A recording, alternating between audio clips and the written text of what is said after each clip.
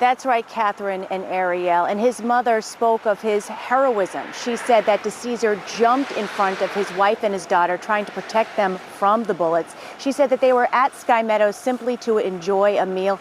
And that's when the suspect, 23-year-old Hunter Nadeau, entered and allegedly began firing a handgun.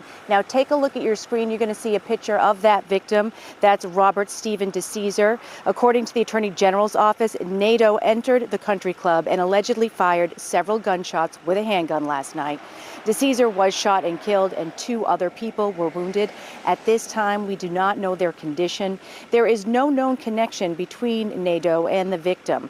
He was detained on the scene. Officials sharing just a little while ago that he has been charged with 1 count of second-degree murder for knowingly shooting DeCesar, and say more charges will likely be brought for the additional victims. DeCesar's mother said her son was living at Sky Meadow, and she spoke of his character and the fact that he jumped in to protect his family.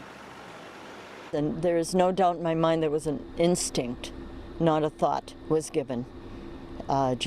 He was facing away from the table. Mm-hmm. You know, like that. He was facing away from the table, and his wife and daughter were able to escape. And so they didn't know where he was. All this time, they didn't know he had died. They didn't know, you know, what was going on. It's very convoluted.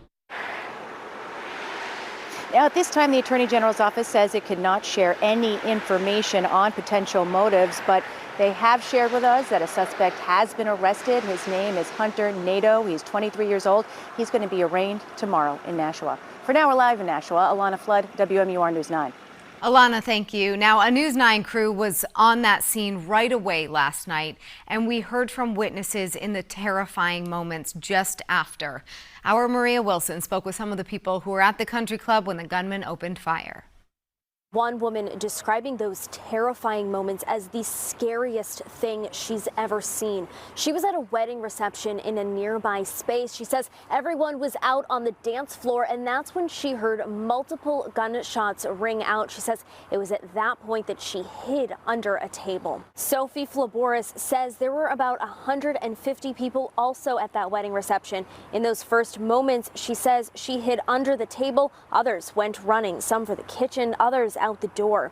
The Attorney General's office confirming that 1 man was killed in that shooting that happened at Sky Meadows Country Club Saturday evening. Authorities also saying that several others were hurt. Flaboris walking us through those chilling moments. All of a sudden we heard pop, pop, pop, pop, pop.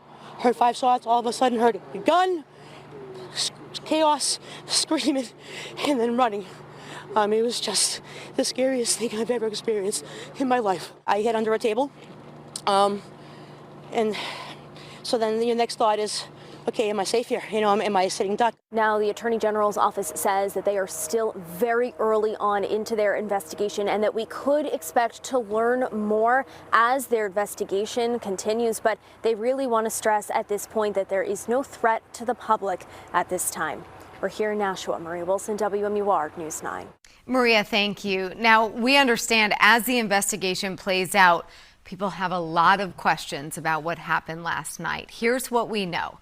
Multiple people were injured. 3 people were shot, 1 fatally.